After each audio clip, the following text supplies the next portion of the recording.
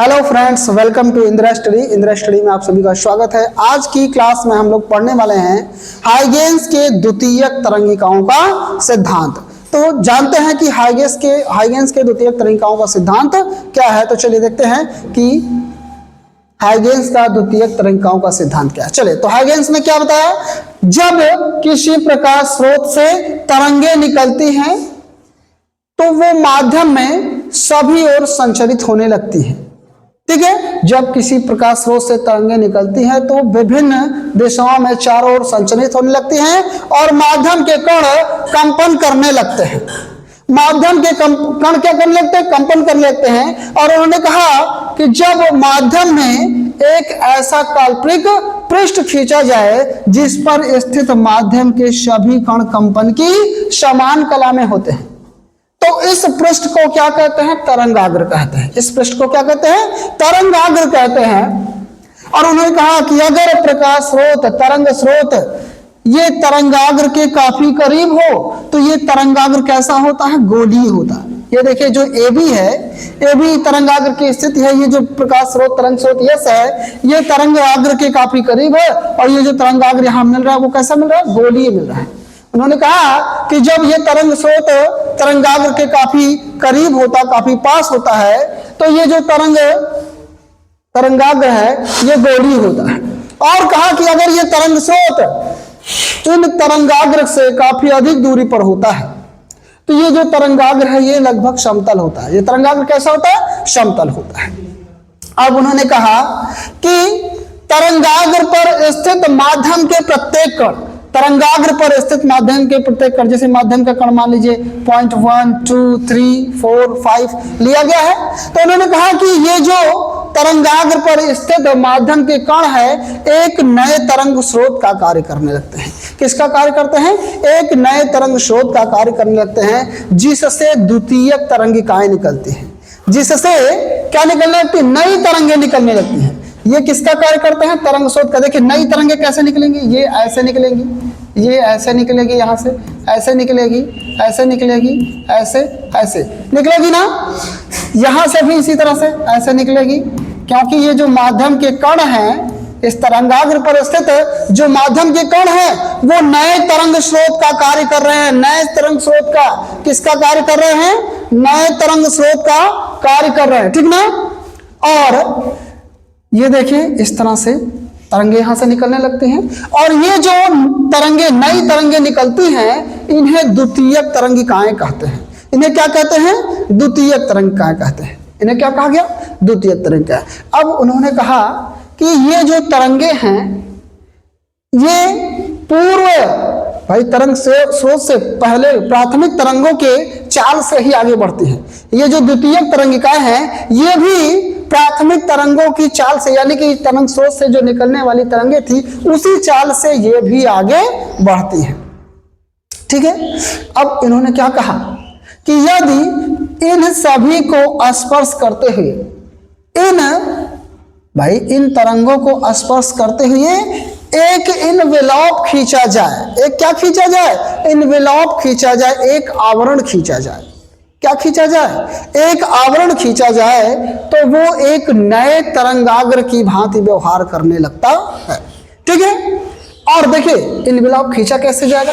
भाई देखिए, ये जो तरंगे हैं वो टी समय में कुछ दूरी तो तय करेंगी। टी समय में कुछ दूरी, मान लिया जाए इन तरंगों की चाल, ये तरंगे जो है पूर्व निर्धारित तरंगों की चाल से ही आगे बढ़ती है, यही तो बताया गया है। मान लिया जाए कि तरंग की चाल भी है तो टी समय में ये कुछ दूरी तो तय करेंगी, क्योंकि आपको पता है कि दूरी बराबर चाल गुणे समय होता है। समय होता है। तो दूरी अगर निकाला जाए, दूरी डिस्टेंस डी अगर निकाला जाए तो डी बराबर कितना होगा? चाल कितना है? v है और समय t है, तो कितना?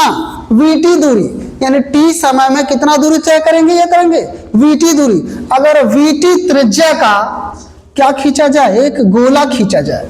अगर vt त्रिज्या का क्या खींचा जाए? गोला खींचा जाए। देखिए, vt त्रिज्या का देखिए सभी पॉइंट से जो माध्यम के कण हैं अगर उन्हें नए तरंग स्रोत माना गया ना, और उनको केंद्र मानकर वीटी त्रिज्या का क्या खींचा जाए, गोला आवरण खींचा जाए, और इन्हें स्पर्श करते हुए देखिए दो आवरण खींचा गया है, एक आगे की तरफ ये वाला आपका क्या है, ए डैश बी डैश, ए डैश बी डैश, आगे की तरफ क्या खींचा गया है, इनको स्पर्श, इन आवरण को स्पर्श करते हुए, ठीक है, इन गोलों को स्पर्श करते हुए एक आवरण खींचा गया है जो कि क्या है, ए डैश बी डैश है, और पीछे की तरफ A double dash B double dash है। ठीक है, तो हाइगेन्स के अनुसार, हाइगेन्स के सिद्धांत के अनुसार ये केवल आगे वाला ही आवरण स्वीकार्य होता है, पीछे वाला आवरण स्वीकार्य नहीं होता है। ठीक है, और ये जो आवरण है एक नए तरंगाग्र की भांति व्यवहार करने लगता है। किसकी भांति व्यवहार करने लगता है, एक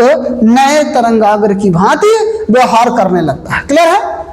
नहीं, क्या कहा कि अगर इन गोलों को स्पर्श करते हुए, किसको स्पर्श करते हुए, ये गोले किसके हैं, जो नया तरंगाग्र, नया तरंग स्रोत है, ये जो बिंदु है एक नए तरंग स्रोत का कार्य कर रहा है, इनसे द्वितीय तरंगिकाएं निकल रही है। ये देखिए इस दिशा में ऐसे ऐसे ऐसे, ठीक है, तो ये जो तरंगे हैं ये भी जो पूर्व तरंगे थी, जो प्राथमिक तरंगे थी, उन्हीं की चाल से ये आगे बढ़ती हैं, उसी चाल से ये तरंगे भी आगे बढ़ती हैं।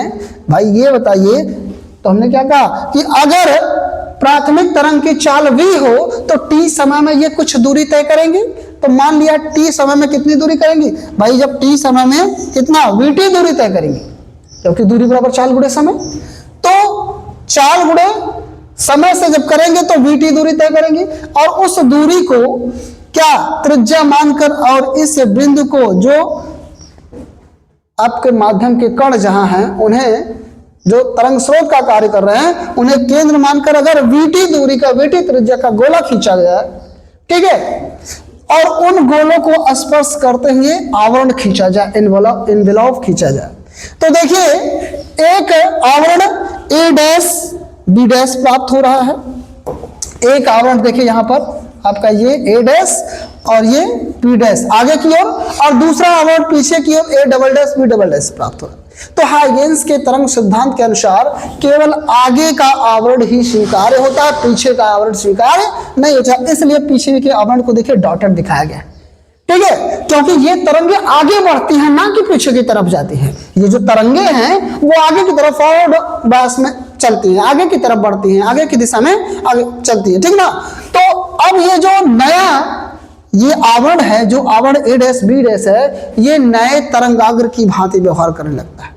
ठीक है, तो इस तरह से ये तरंगे क्या है, आगे बढ़ती हैं, और जब ये काफी अधिक दूरी पर होती हैं तो तरंगाग्र क्या होता है, समतल होता है। कैसा होता है, समतल। तो ठीक इसी तरह से भाई जब समतल होगा तो इस पर भी स्थित माध्यम के कण कंपन की समान कला में होंगे। तो माध्यम के कण 1 2 3 4 5 दिखाए गए हैं, या पॉइंट ABCD द्वारा दिखाए गए हैं।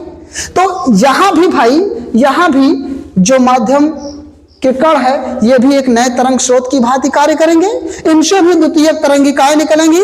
तो इनसे जब द्वितीय तरंगिकाएं निकलती हैं तो भाई चाल तो वही होगा, चाल तो t समय में ये vt दूरी तय करेंगे, इन्हें भी स्पर्श करते हुए ये बिंदु O को, बिंदु ABCD को केंद्र मानकर vt त्रिज्या का अगर गोला खींचा जाए तो यहां भी आगे का आवरण, भाई गोला खींचने के बाद इन गोलों को स्पर्श करते हुए अगर आवरण खींचा जाए तो दो आवरण यहां भी मिल रहा है, ए डैश बी डैश और A double dash B double dash.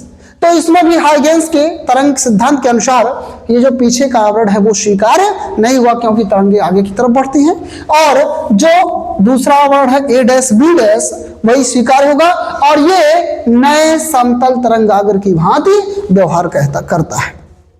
ये क्या होगा, नया समतल तरंगाग्र होगा। तो ये था आपका क्या, हाइगेन्स के द्वितीयक तरंगिकाओं का सिद्धांत। ठीक है, तो उम्मीद है वीडियो सभी को समझ में आया होगा, पसंद आया होगा, और मजा आया समझ में आया तो लाइक और शेयर जरूर करिएगा। साथ ही साथ जो बच्चे चैनल पे नए हैं तो चैनल को सब्सक्राइब करिएगा। धन्यवाद।